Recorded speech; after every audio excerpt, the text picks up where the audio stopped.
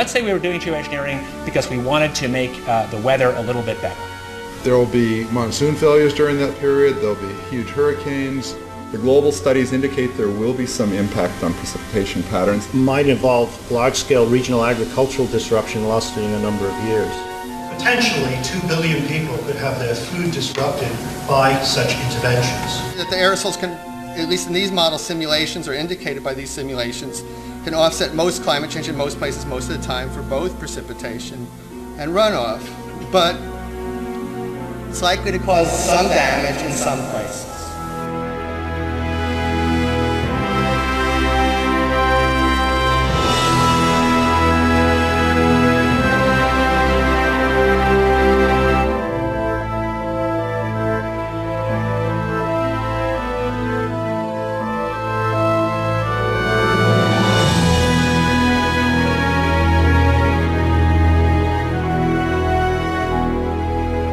I want to be either an artist or a teacher. I want to grow up in a world where there's lots of nature. I love nature. How can I look my children in the eyes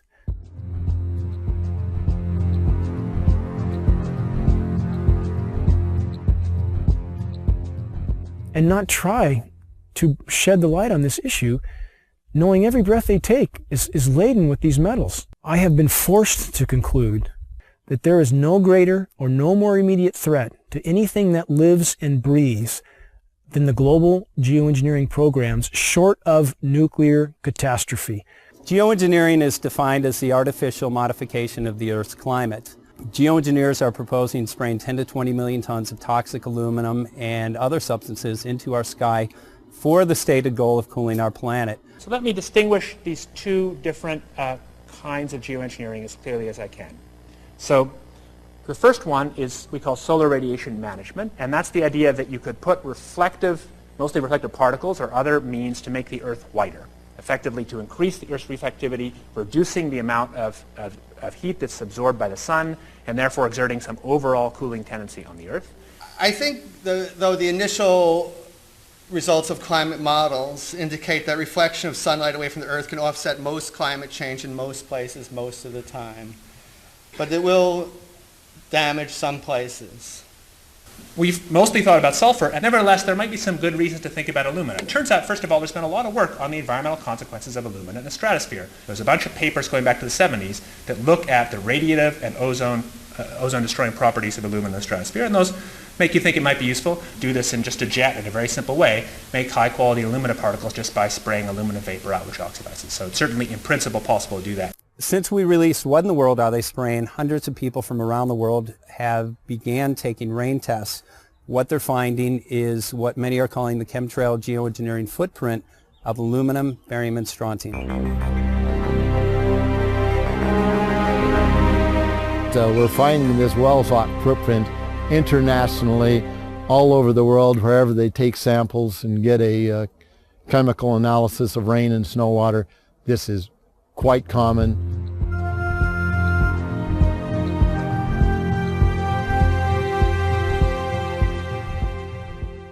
Wherever you see the jet chemtrails go over, you're going to get aluminum, barium, strontium coming down on you. Why would we not believe it's happening when what we see in the sky matches exactly the expressed goal of numerous geoengineering patents, about 160 or more? Why would we not believe this is happening when every element showing up in the rain tests are the primary elements named in those geoengineering patents? Why would we not believe this is happening when we have escalating levels in very short time frames, as short as 5 years? We see rain levels of aluminum, for example, escalating as much as 50,000%. California air quality studies do not show these metals migrating from China. And it's of recent origin, so this bombardment of heavy metals that's raining down on us is coming from somewhere. Why would we not believe geoengineering is occurring when the weather patterns are so altered here in exactly the manner stated by geoengineers and reports on the consequences for geoengineering, which are diminished rainfall, which are increased ozone destruction? We have a massive ozone hole in the northern hemisphere now. Should aluminum be in the soil in the rain? And yes, it should be in the soil. It's naturally there. Always was there. And should it be in the rain? Well, absolutely not. But the standard reply has been your samples are contaminated But since we are getting samples now that show zero aluminum, and we're getting lots of barium and strontium and zero aluminum, so that just proves that if there was dirt in our samples of some sort, dust blown up from the ground, we should get some aluminum in some detectable quantity. The primary ingredients in geoengineering are specifically the oxides of metals, including aluminum oxide.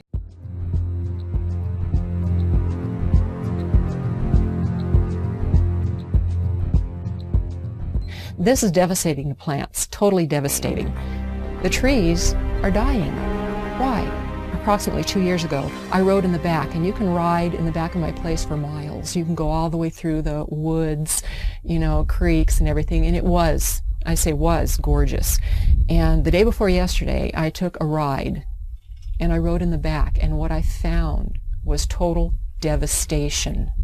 As I pointed out before, Michael, we're seeing, as in this example here, very hardy native plants completely flash out dead. That looks like it's been hit with some kind of a chemical. And we've only seen this in the last couple of years. And there's another one there, back over there. We're seeing mature madrone trees, which are 70, 80 feet high, flash out dead, just like this. USDA refuses to investigate it. The pH typically around here should be about 5.6. Well, since the contrailing got heavy, I watched the pH here in these forests, well, go up, I guess would be the word. From 5.6, it went about 20 times more alkaline. Very big red flag of fallout from these materials are pH changes to the forest floor. We have very extensive studies from the U.S. Department of Agriculture on the soils in our region, and those soils have changed in 5 to 6 years. The pHs have changed in this area as much as 10 to 12 times toward alkaline in 5 to 6 years. I've personally been in the forest testing with USDA soil scientists who just scratch their heads and seem to have no explanation for incredibly profound changes in pH, which is affecting the ecosystem here tremendously. Aluminum buffer action, aluminum hydroxide is what we think it is, plus the barium carbonate, strontium titanate, strontium oxides, barium oxides, probably some aluminum oxides in there, that this has apparently driven our acid soils about 20 times more alkaline to about 6.8. There are simply too many dots here that connect. Our skies are almost never blue anymore. That is a named consequence of geoengineering. The amount of lost sunshine hitting the planet right now is beyond belief. If people look up the term global dimming, they will see that fully 20% of the sun's rays that reached the planet several decades ago are no longer reaching the planet. I mean, that's a profound change that few people even know is occurring. And you have very visible occurrences in the sky from the aircraft, a very visible sun-blocking, expanding, dingy trails that are exactly what geoengineering patents describe. Heavy aluminum, I'm talking like in the 40s and 50s up to 3,000, 4,000, 5,000. That's still common. Barium, strontium to somewhere 40 or 50 to, again, about 2,000 or 3,000. Same for both barium and strontium. Where is this mountain of metal coming from? Why is asthma, ADD, Alzheimer's, autism, all elements related in many studies to aluminum or particulate inhalation? Why are these ailments going off the charts with no apparent explanation? Why has respiratory mortality in the continental United States gone from 8th on the list to 3rd in 6 years? And no one seems to ask any questions. Why every other person has asthma now? Why every other commercial on TV is an allergy medication?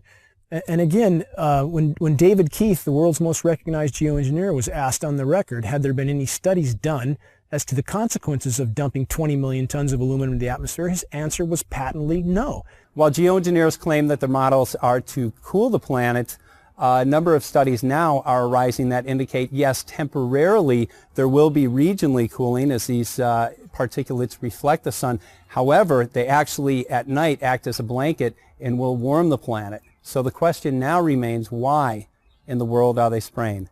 One of the things that geoengineering is about when you're environmentally doing something with the atmosphere is that you can be engaged in weather modification.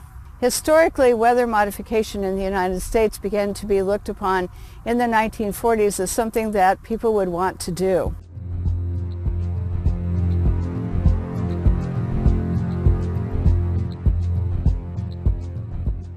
And so they started looking at making it enhancing snow, enhancing rain. They started looking at hurricane control. There was a whole bunch of projects in the 40s that started. One was Project Storm Fury, which turned into a disaster when they tried to modify a hurricane. I'm Mark McCandlish.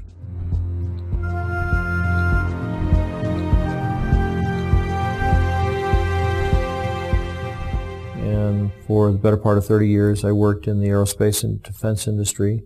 Had a secret clearance twice during my career. Some of the technology that I saw or participated in the creation of tends to play a role in some of the things that are used to control the weather. The very distribution process is being employed in the aerosol campaign, manipulating the weather, crops, taking over the food production or controlling the food production. The military applications, the process evolved when they realized in the 1800s that you can put things into the environment that will influence the uptake of moisture and where it drops out of the atmosphere again. My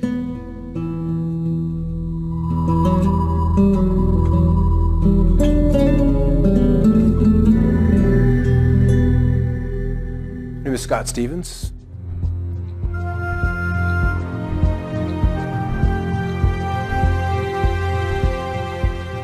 I was a television weatherman for 20 years.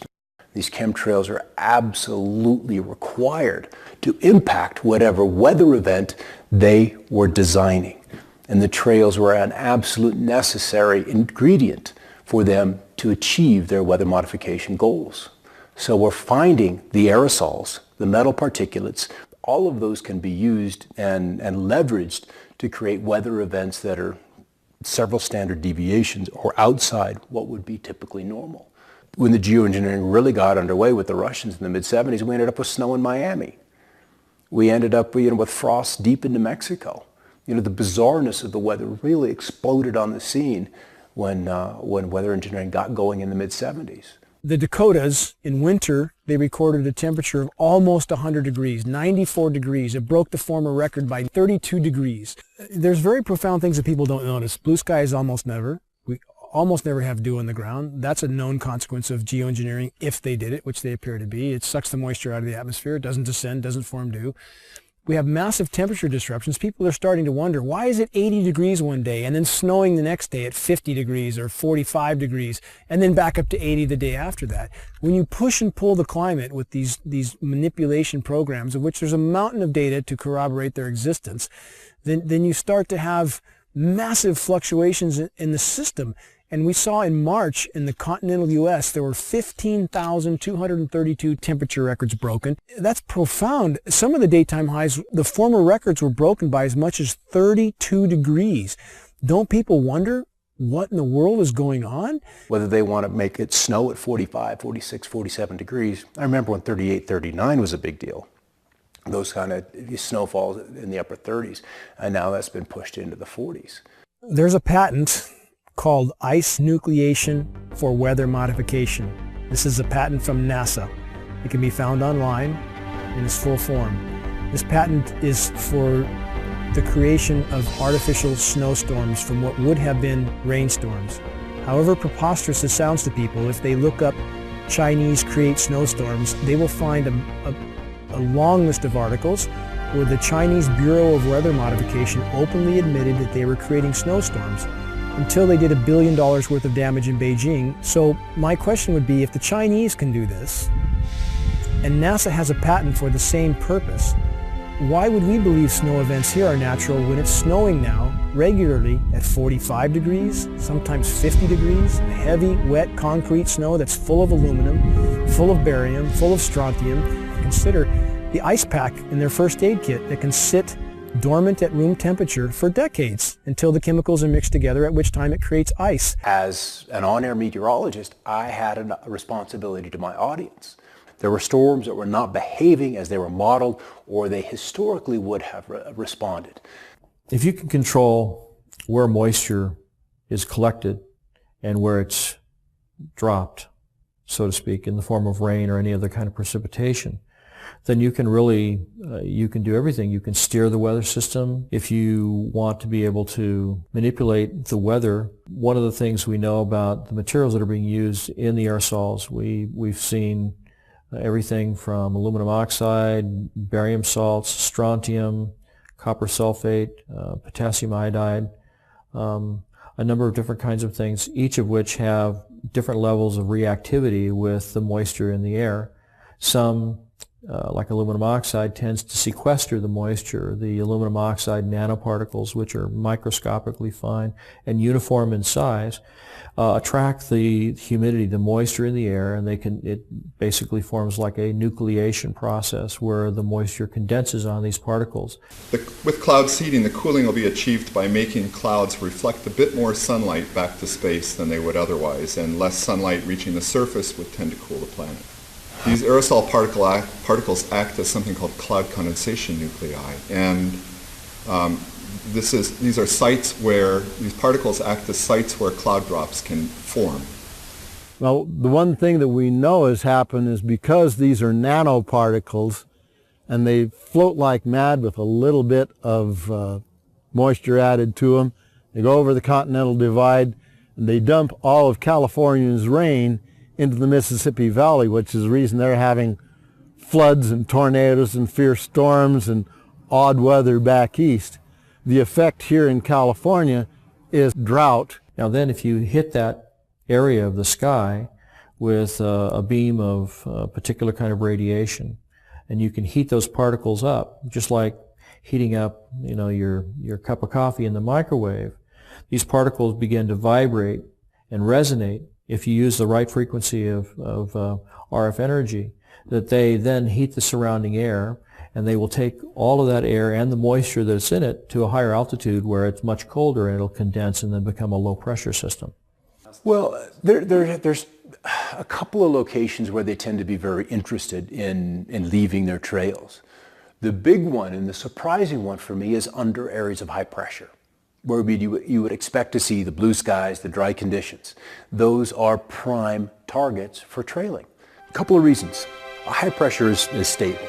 It's relatively still.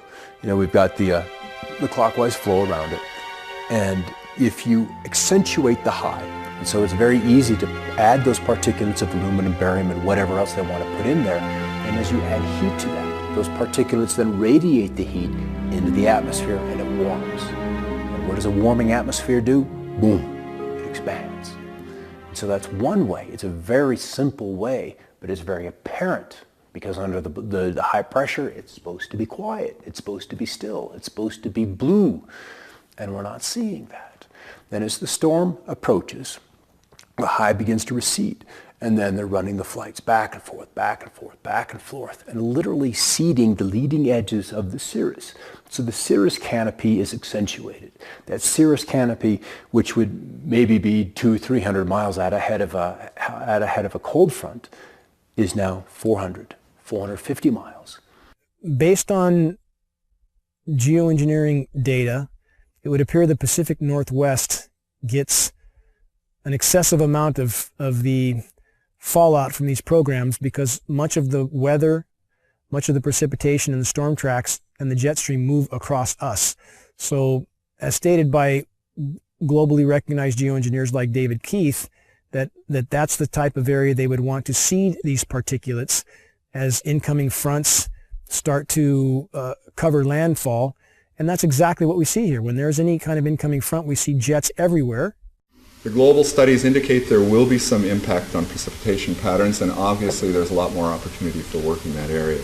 After studying my time-lapse surveillance, one of the reasons I discovered for the trails was that the persistent ones would break, they would misshapen or deform, and other planes would come along and precisely mark off those locations of deformation. And you're not going to get that with a regular fleet, so this had to be one of the primary purposes for chemtrails, in my opinion, was to measure off where we have these discontinuities showing up in the atmosphere.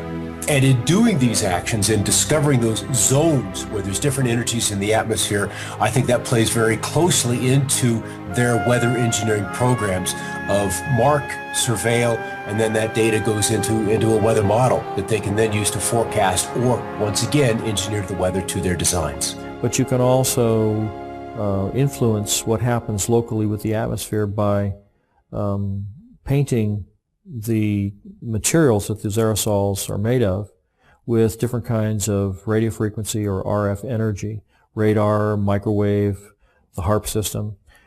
You know, HARP is an array, a field of antennas, radio frequency antennas. They're 72 feet tall, and they have a cross dipole across the top that's about 60 feet in each direction. 180 of these are in the array today, so you can imagine this field of antennas. What happens is by firing each one, they produce radio frequency energy that normally comes off of an antenna, spreads out rather rapidly. Same principle.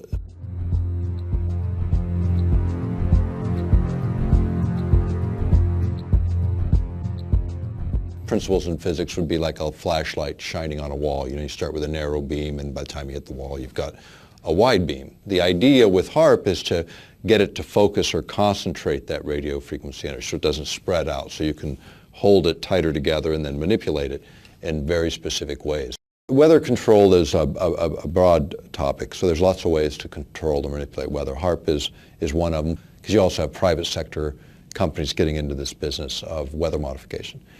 In the case of HARP, do you need, people always ask me, do you need particulates to burst in the atmosphere to make more effective? You actually don't. Would it make things more possible? Could you enhance certain effects? Probably so. Could you control energy distributions more efficiently? Probably so, because you're putting in conductors, or you're putting in reflectors, you're putting in particulate material. If you've ever experienced a hailstorm and you've picked up one of the hailstones and you slice it open with a razor blade, you'll see that it's layer upon layer upon layer of ice. Now, hail is usually formed where you have a low pressure system where there's a tremendous updraft of air. When the air gets warmed up by the sunlight ahead of the storm, the air rises, it takes the moisture that's in the air up to a higher altitude where it's much colder. The moisture begins to condense into water droplets, but the updraft is so powerful that the water is carried to extreme altitudes where it freezes.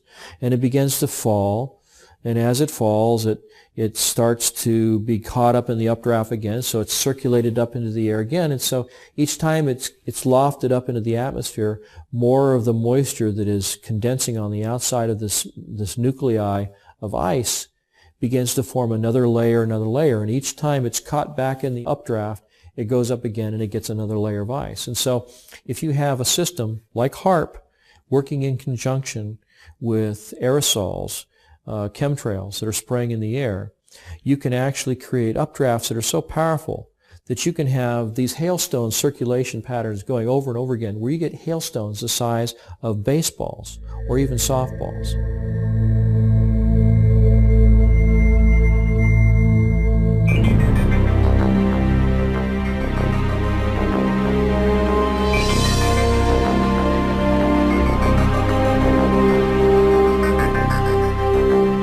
Weather has always been a strategic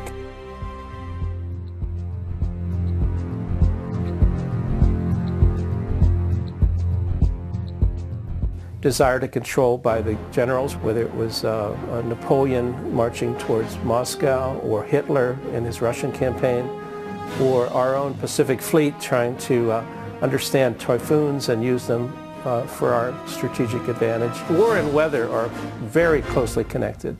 And they've been connected ever since about 1812 or so, maybe earlier than that.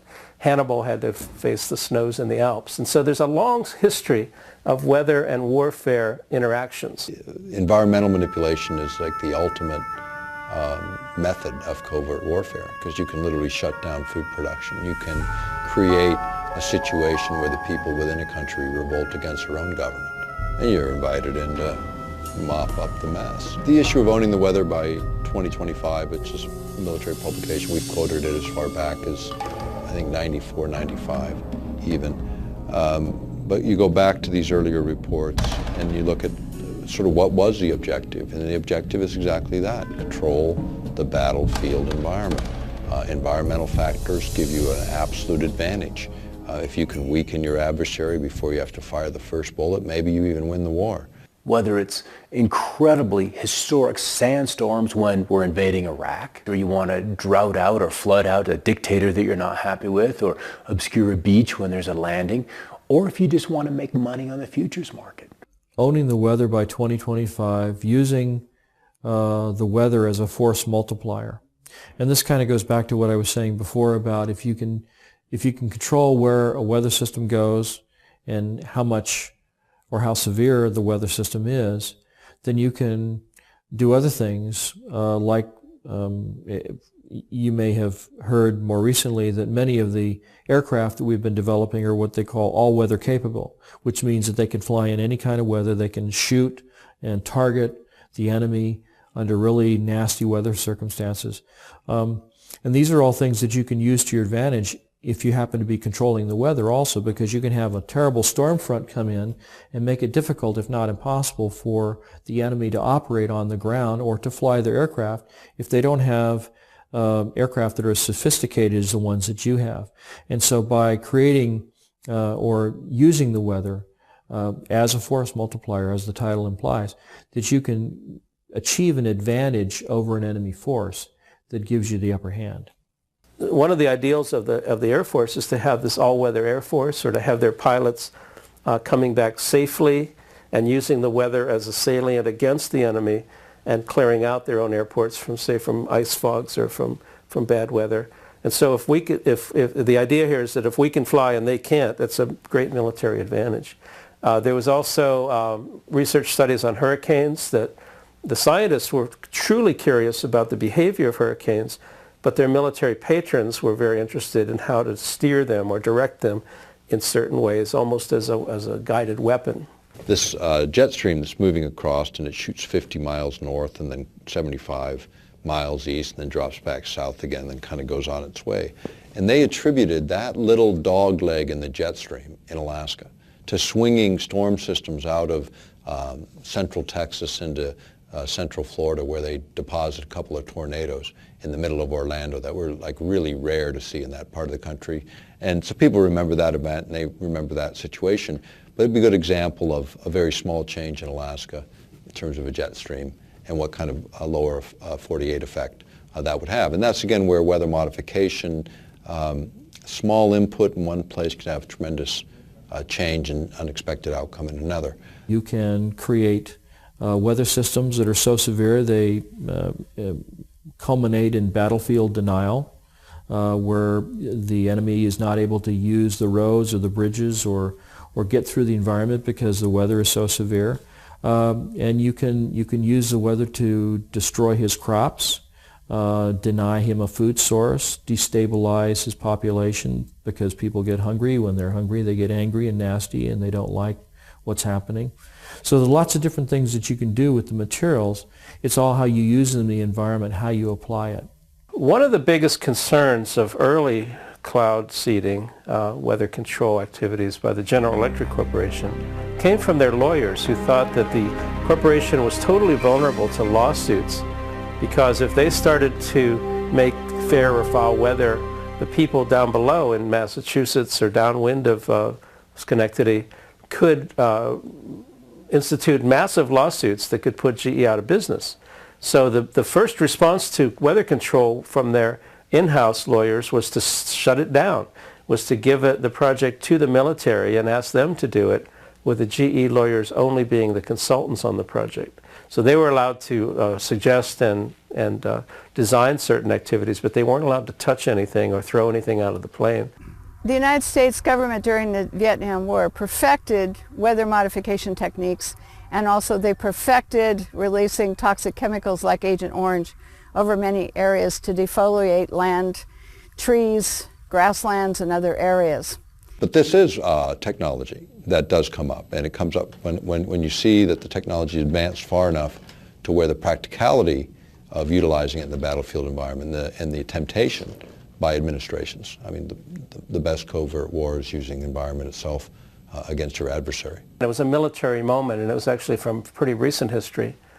And this was the U.S. military thinking that they might be able to control the monsoon over Vietnam during that conflict.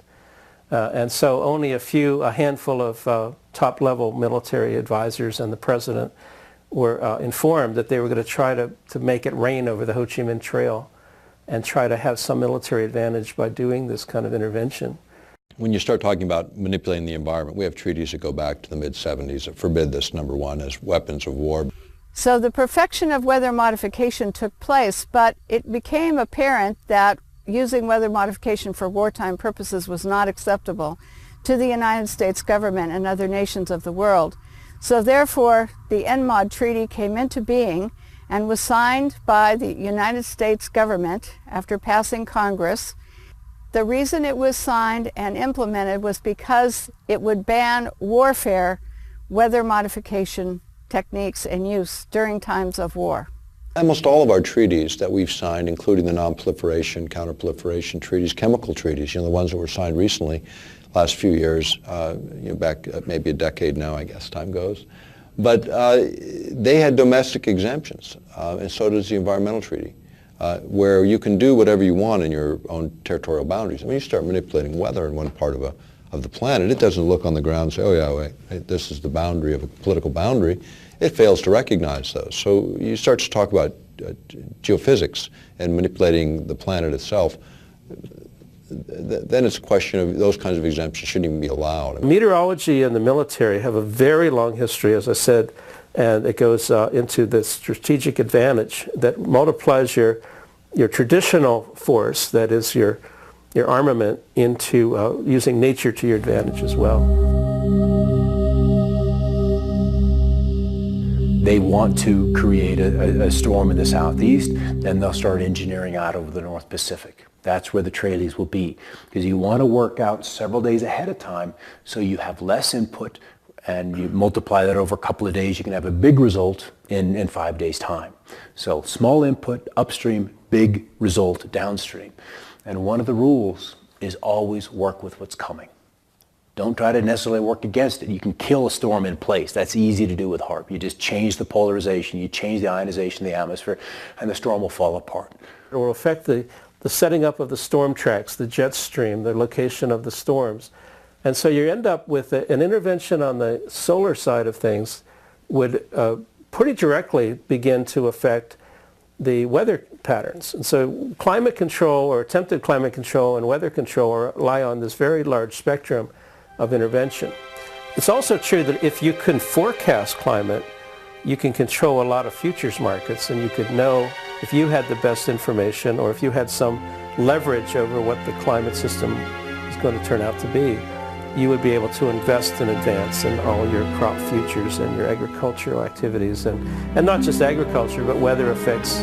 I think it's something like 80% of the U.S. economy is weather sensitive, and so all kinds of businesses would like to see some weather edge, some advantageous information that they would have. It's absolutely entirely possible to profit from the weather.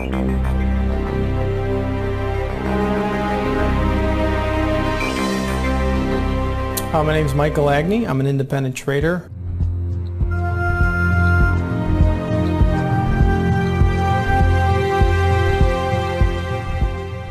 Trading commodities at the CME Group, member of the Chicago Board of Trade, and have traded derivatives and futures cash for over 15 years. Weather derivatives are financial instruments that firms would use to hedge risk concerned with adverse weather conditions. The first weather derivative was originally traded by Enron back in 1997. Weather derivatives started in 1999 at the CME Group.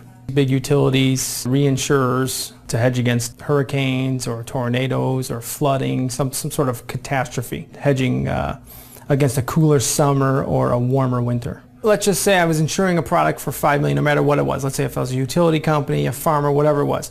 Let's say I had $5 million worth of crop, but I can do derivatives that are worth double that amount, and I can control the effects to where I collect on the insurance that's worth $10 million as opposed to selling the crop for $5 million. Yes, I could definitely profit from that. 2010, 2011, Southern Illinois, Missouri, those we had a high peak of tornadoes and those types of adverse weather conditions definitely raised the price of commodities as well as drove the volatility, which also raises the price of commodities. You're going to make more money if a crop fails. You're creating insurance that's over the price of what your crop is worth, let's say. So if you can control the weather, you control how these products grow. And if you had an insight to how these products were actually seeded and what products you use to actually grow those items, corn, soybeans, and you can control that market, it's unlimited profit potential if you can control the weather. If you want to send, cold into the Midwest, you buy up pipeline capacity, you buy up options on heating and cooling degree days, you buy derivatives off of rainfall. There are mechanisms that you can make hundreds of billions of dollars annually and defray a huge chunk of the cost of this just on the Chicago Mercantile Exchange, playing with derivatives in the weather market.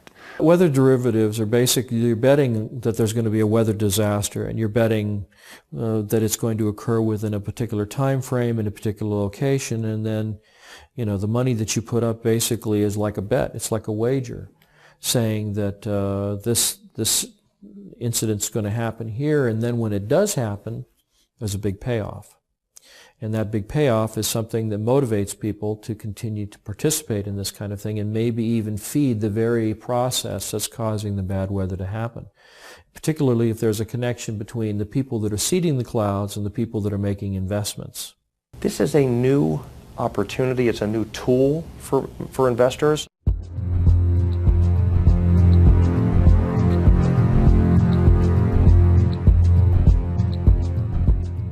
Even if someone has no interest in, going on the offensive side and buying things, it definitely behooves them to be aware of what's going on out there. The extreme weather is here, and it's not going to reverse itself. The weather event has to be severe.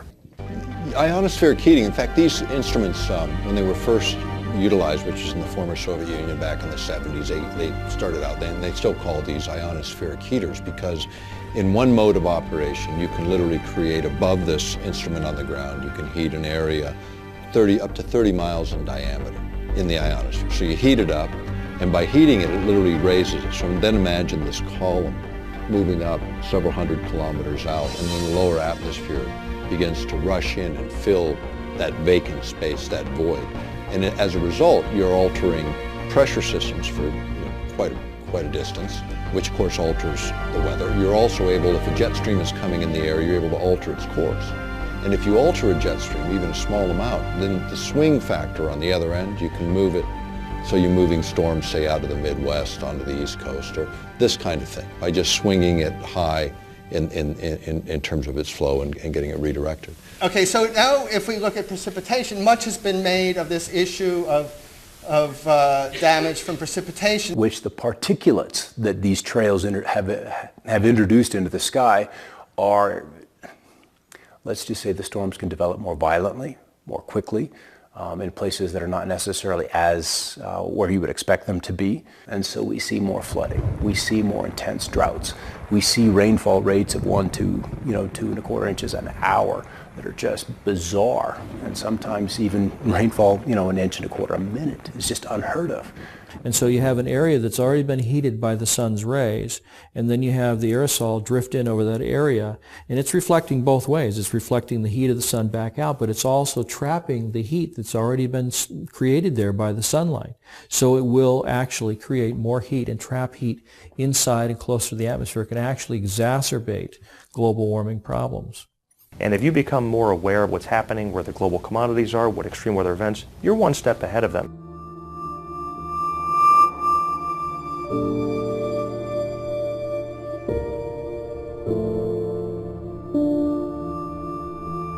The nature of the risk and our ability to respond to the risk is much greater in the case of the scenario that might involve large-scale regional agricultural disruption lasting a number of years. So the agenda was drought. The agenda was to kill the storm, at least in that one particular spot. You see a tremendous and significant loss of property and crop production. Many times this will cause farms to go out of business, and when farmers go out of business, they usually have to sell, and then if there's somebody waiting in the wings to buy their land and then turn that land over to the production of genetically modified crops, you can see where there would be kind of a strategic advantage there. There's something that happened in the Midwest, and I'm sure everybody's heard about the flooding in the Midwest, and what happened is George Soros and his big corporate monolith went in and started buying up the farmland. So not only is it creating all these stresses, it appears to be a corporate land grab. In other words, when the farmers, the small farmers, go out of business, they're wiped out through these droughts and everything, then the big guys come in, buy up the land. And if you think of Western history, there's a lot of it concerning water rights and even water wars. And so they were shooting about access to water to water your livestock. And now people are thinking, or at least the people who are involved in weather control sometimes think about the river of moisture above our heads. And geez, if we could just tap that. But that too is a water right that would involve access to people that felt that maybe they had prior rights over it. You're reducing the food security of people through deploying these kinds of approaches that potentially 2 billion people could have their food disrupted by such interventions.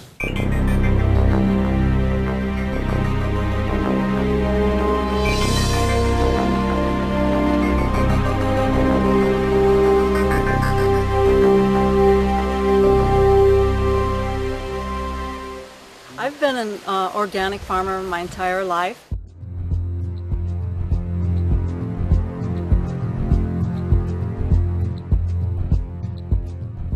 And I've been, in the last 8 years, been certified organic.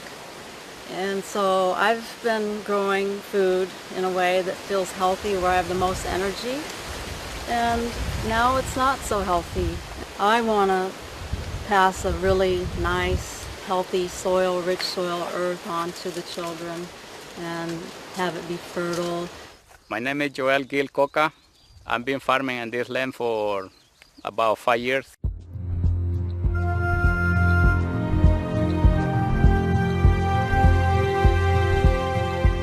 Since 2007, and I'm certified organic since 2001. 10 years ago, when I started working for myself, we can grow cilantro, no problem. We can grow basil, no problem. We can grow Chinese cabbage without get trouble, or any vegetable. But 10 years after, 5 years after, that everything started declining. Could you add something to the environment that affect a large population? The answer is absolutely yes. I started seeing chemtrails being laid overhead more frequently and noticing the change in the crop production. What we see in our area, anytime there's convective clouds, anytime there's a large cumulus cloud forming and beginning to rise, we hear aircraft in the vicinity, we see them actually flying over these convecting clouds, and then in a very short time, before those clouds generally will drop any precipitation, we'll see the entire cloud more or less dissolve into what looks like a massive smoke bank. If you can control the weather, then you can control where the rain falls or where it doesn't fall. And if you can do that, then you can control whose crops survive and whose crops thrive. And if you happen to be favoring a corporation or a group of corporations that are flooding the market with genetically modified crops, you can see how manipulating the weather can actually change the market share that one or more corporations have. And there's lots of different ways that you can do it. You can do it by denying precipitation or by giving too much. You can cause unusually large hailstones to come out of the sky and completely obliterate a crop of corn. There's lots of different ways that you can do it. Tornadoes rip up an entire town, like Joplin, Missouri, I think it was. If you look back at the tapes of those weather systems and you look 5 days prior to that, you'll see that in those days preceding those events, there was all kinds of aerosols being sprayed all along the California coastline, where the moisture for those storms came from, where those storm systems originated. You know, it's insidious when you think about it. Well, Mike, I've seen since the chemtrails have come, there's a direct correlation with the way the food doesn't look as healthy and vibrant, and less of it, and that concerns me. And of course, all crop losses are related to weather modification problems, either climate, worldwide weather, or local weather, which is called microclimates. And these microclimates definitely determine what crop grows where and in which community. And so therefore, without stable microclimates, we cannot produce as much food for the rest of the world and ourselves as when we have a more stable microclimates, not only in the United States, but in other countries as well. We fertilize it really good, and they still have a lot of trouble to produce. And I think this is not fun because we're losing a lot of money put them into this kind of production. In 2008, 2009, 3 times I lost my complete planting of Chinese cabbage. Weather events is one of the key components to most commodities that are traded. Let's just say your agricultural group, corn, soybeans, wheat, something along those lines. Weather is by far the largest affecting factor in the price of those commodities. If one farmer's crop fails, we have a major crop failure, say in corn, now that's going to affect every other company that uses corn in their manufacturing process. There's going to be less of it. And anytime there's less of something, that creates a price rise. Demand rises, okay, because there isn't any of it. There's only one thing. You've got 5 people that want it, so they're going to pay more money for it. The companies know that, so they're going to hike the prices up anyway. The consumer actually sees the big brunt end of the higher costs in the commodity due to the adverse weather condition. Obviously, the consumer will pay that price. I've noticed that the rainfall is less predictable, and then when it does rain, it does rain periods of time that's more like longer periods. So not only do we have the pollution, not only do we have stunted growth, but we also have changes in weather. And it's been severe changes in weather all across the globe. I don't have a clue how bad they are, but I know they are affecting already in certain plants, like basil, cilantro, and sometimes the broccoli gets too much fungus. It can be from those things because no matter what we do, it doesn't fit. It's not working right. It appears to be a fungally related ailment, and if one looks at the species extinction rate, which today is estimated to be 1,000 times natural variability, that's 1,000 times normal, a figure you'd think would alarm most reasonable people, which is 100,000% of normal, and 70 to 80% of that extinction, plant and animal, is related to fungal infection.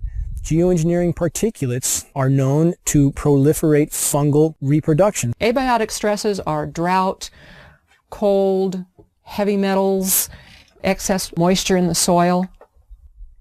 And Monsanto has a patent that actually addresses all of those abiotic stresses. And the plants that it addresses is everything from apples to zucchini. 2011 was one of the worst years for things that create abiotic stress. They had 12 worldwide severe weather problems. This destroyed a good portion of the food supply. Now I'm having a hard time growing cherry tomatoes outside under these conditions, and I've turned to having to build a greenhouse where I'm now growing large tomatoes, heirlooms, and they are producing really nice big tomatoes. I see that the tomatoes that I planted now are really healthy and the ones outside are dying. The Midwest grows 40% of the world's corn, and it does have a tendency to flood, so we can expect more and more flooding. According to the statistics, the EPA statistics say that there's going to be more and more flooding. Monsanto is one of the world's largest chemical companies.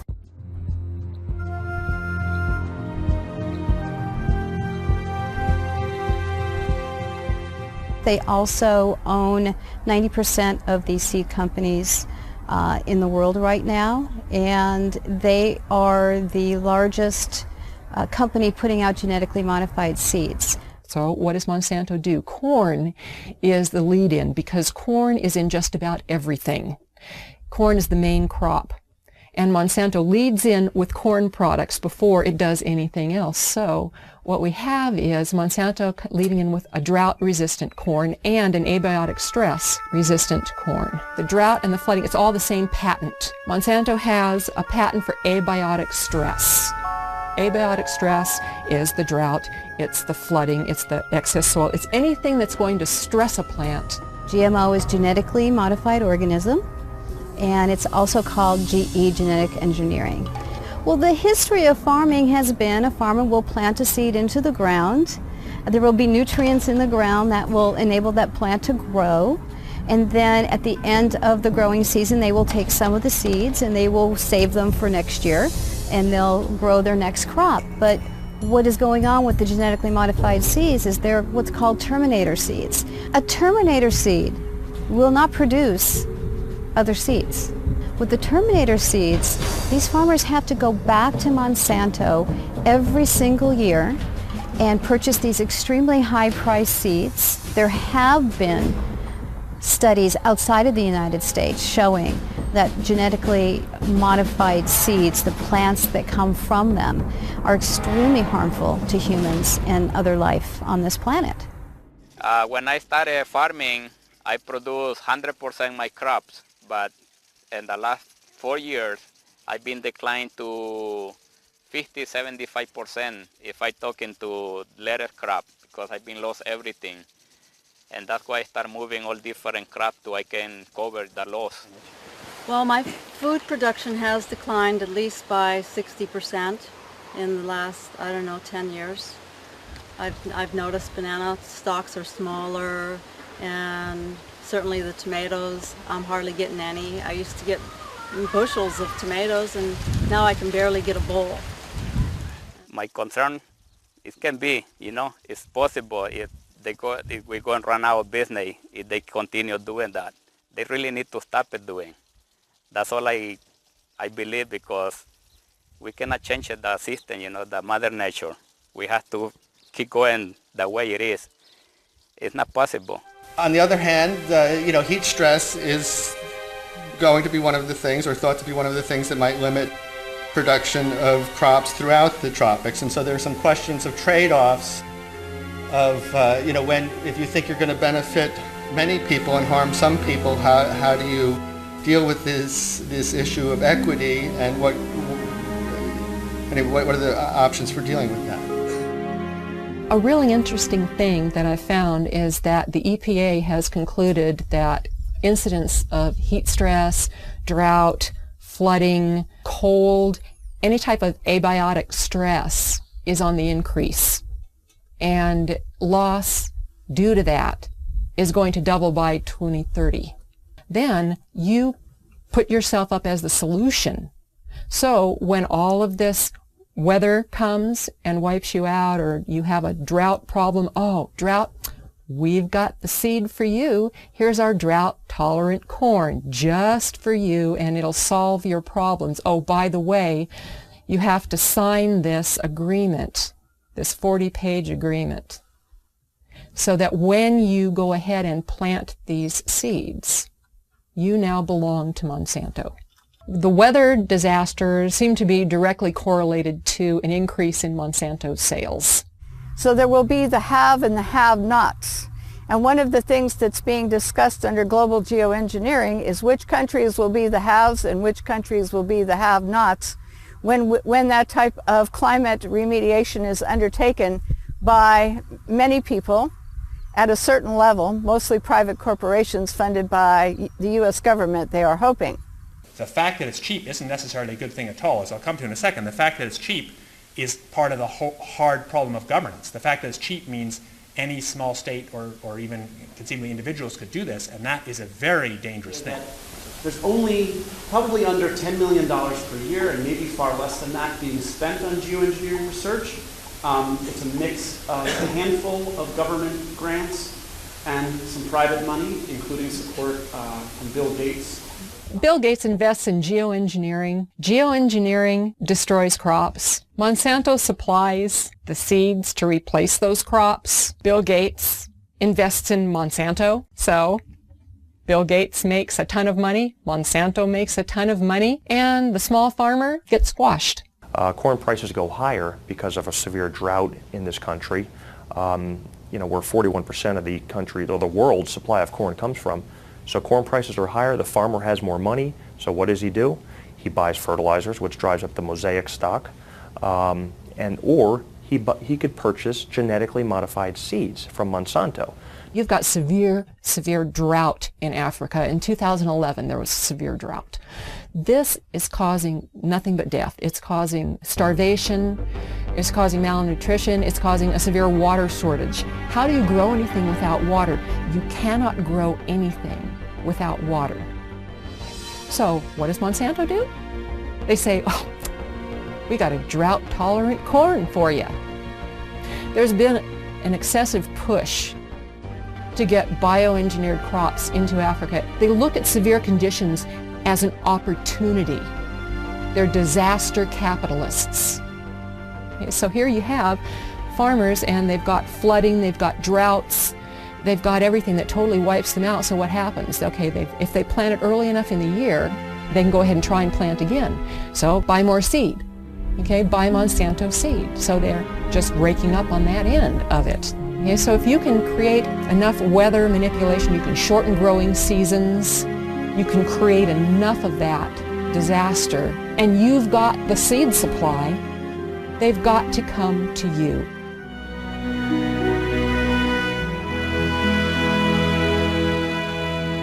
Geoengineers have stated on the record that if global geoengineering was started, it could cause droughts in Asia and Africa. And they state that to the American public for probably obvious reasons. Why would they tell the American public that it could also cause droughts here? Why wouldn't it cause droughts here? There's nothing special about America and the geography here that would not have the same effect as Asia and Africa. If the atmosphere is filled with particulates, those particulates diminish and disperse rainfall. Period. There's too many condensation nuclei, so the water droplets do not combine and fall as rain. They simply adhere to those tiny particles and migrate further, and that's exactly what we see. One of the suggestions about geoengineering has been that we genetically modify trees and plants. We genetically modify crops to be aluminum resistant, and this is ongoing at this time. And part of the geoengineering scheme is to say we're going to put all these chemicals and particles into our atmosphere, which is going to cause air pollution, water pollution, changes in soil pH, and could disrupt agriculture crop production to a great degree. So therefore, instead of saying that maybe this isn't a good idea that we pollute our air, water, and soils with the chemicals we're going to put into the atmosphere, which do come back down, there is a scheme abounding, which is happening right now, to modify some crops so that they are aluminum resistant to the types of chemicals and particles they're going to put into the atmosphere. It's just going to get worse until the point where we're not going to be able to grow anything at all unless it's a Monsanto genetically modified, abiotic stress resistant seed.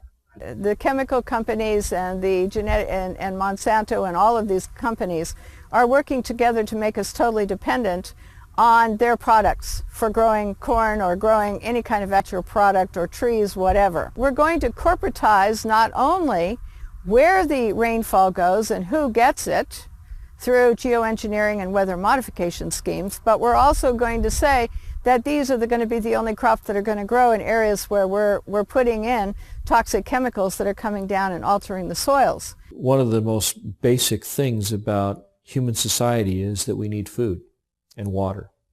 And these are two of the things that are most severely dependent upon good weather.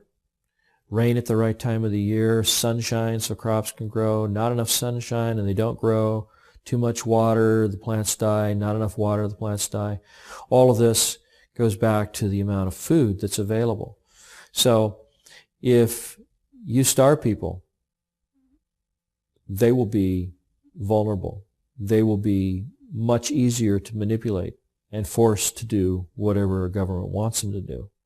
So if you control how much food there is or its availability through things like the weather or using the weather as a strategic tool militarily, you can, dramatically influence what's going on in a country. And by doing that over and over again, sequentially through a region, it's possible that you can change the political spectrum over an entire region by doing this over and over again. Maybe even do it over a much wider region, create so much instability that you're able to come in and say, oh, we have these wonderful fast-growing crops, genetically modified, and this you'll have something to eat in less than 3 weeks, and I imagine that if you can control the food supply, that you can then consolidate the financial and the political interests of a country. Could predicting the weather enable a group or specific entity to profit from that knowledge of knowing what type of weather or weather pattern will be? Absolutely. That's what all commodities are driven by. They're driven by predicting the weather, how the weather will be in a certain location, and that directly is correlated to the price of that commodity. Absolutely. There's no doubt.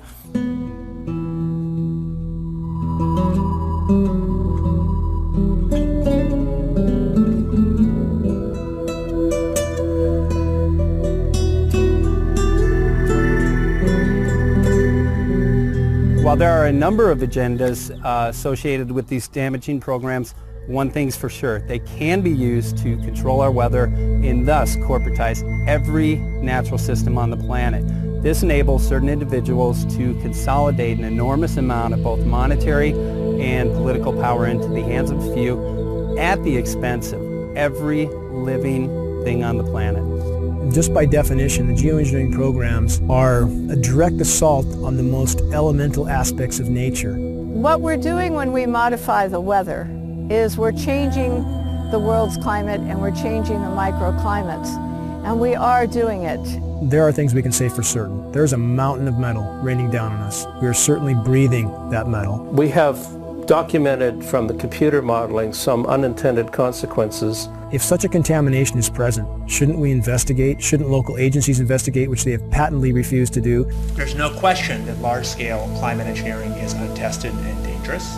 I would disagree quite strongly that it doesn't exist. I think that the capacity to do it in engineering terms most certainly exists, and that's part of the reason we have to think seriously about how we manage that. We are breathing a mountain of metal, and that can't be denied. If geoengineering continues and the weather manipulation continues and genetic modification continues overtaking, we're going to lose our ability to grow good, nutritious food. We are going to lose our ability to thrive. I personally consider this ongoing toxic dumping into our atmosphere to be, along with nuclear radiation, the most dangerous threats to our health and to our environment. We've seen UV scales go off the charts, which are a known consequence of geoengineering, ozone destruction. We've seen rainfall patterns disrupted in ways that meteorologists don't seem to be able to explain or predict. The challenge that all of these weathermen face, all of them, whether they're aware of it or not, sooner or later they will be aware of it. And I went through a period after the epiphany of, how did I not see this sooner? How? I mean, seriously, I'm supposed to do this for a living. How did I not see this? We seem to have lost our moral fiber and our ethical compass when we talk about that we all should live within an experiment that somebody else is conducting. If you knew or could predict the weather at any given time, in any given area, then you control the fate of mankind and what they pay for everything. Washington is not responsive to the average person. It's responsive to commercial interests who can spend millions on campaigns now without restriction, who literally drive the policy making in Washington, D.C. I guess I'm under the belief that you can't control the weather. I hope someday we could control the weather. Power becomes an addictive thing. We're taking what the Creator has created, usurping His authority, and bringing it under the authority of corporations. I'm worried that one person or one group would try to have that much leverage over the whole planet. I don't believe that anybody has the right to play God. especially when they're putting particles and chemicals into the atmosphere, which there's unintended and consequences that are known. We don't know it all. We cannot assume the role of creator without dire consequences. This is not a good idea, and this is not a reason to take and do a test. The atmosphere and the earth belong to all of us. It provides the food we eat, the air we breathe, the water we drink, and no one should have the right to own it. The biosphere is at risk from top to bottom. Though you have climate scientists calling for emergency geoengineering due to events like methane mass expulsion, which appears to be occurring in the Arctic. It would have a significant impact on the way that we operate. Notice it also has enormous political, social, and economic implications. And so we don't want to have some giant planetary oops, I mean capital oops, in which you have a loss of life. It's much, much harder to actually figure out the environmental risks and effectiveness of these new methods than it is to cook them up. They're creating an artificial environment to replace the natural environment. Shredded ozone layer, global drought, toxified soils, poison populations. Don't these issues matter? Affecting ecosystems in ways we've never been able before. The whole concept of literally playing God with the technologies we have at our fingertips today. And however the climate changes, wouldn't we be better to let the planet react on its own instead of trying to play God? It doesn't have any benefits to society at all. It doesn't benefit the plant, it doesn't benefit the farmer, it doesn't benefit the environment. It's all about money, and weather is another form of commoditizing, a way the Central Command Group can commoditize another form of our life. The EPA has stated that there is going to be more weather, and they're attesting it to climate change. Well, I agree. It's changing. The weather's changing. Now, the real issue is it natural or is it man-made? And if it's man-made, who's doing it? Is it the geoengineering guys? That's what I believe the geoengineering continues, that whatever changes are happening to the planet, we will exponentially worsen those changes and poison everything in the process. And indeed, with the amount of metal falling on us, that poisoning appears to have been occurring now for quite some time. Why are you spraying that stuff in our sky? It's accumulating massive amounts of wealth in very few hands, and that's what they're trying to do in all aspects of these economies. The money's not worth it. This is my future. I encourage people to get involved in the projects they're interested in, whether it's this one or some other one. To thrive, we need to organize locally, nationally, and globally to expose and stop this practice immediately. Please quit free riding on our future. But do what you can do, and I think that's really the answer for all of this, is recognize that there's a network more powerful than the internet. It's a human race, and we are connected in a way that's quite powerful. The fact is, acting on what we know to be right and true, doing something about what we care about that we can do. Please tell everyone you know about this. Bring this message to community meetings, demonstrations, and other public events. The work we're doing will provide cover for others to come out. And I'm most interested in whistleblowers. Send this film to environmental, farm groups, media groups, ADD, Alzheimer's, asthma groups, and other organizations that would do something if they only knew. Because we deserve a future. And if you control the weather, you're going to control the planet. It's that simple. Some people address this issue in fear. Some people address it in anger. I address this in faith. Faith believing that we collectively, as human beings, as humanity, have the power and the ability to stop these damaging programs.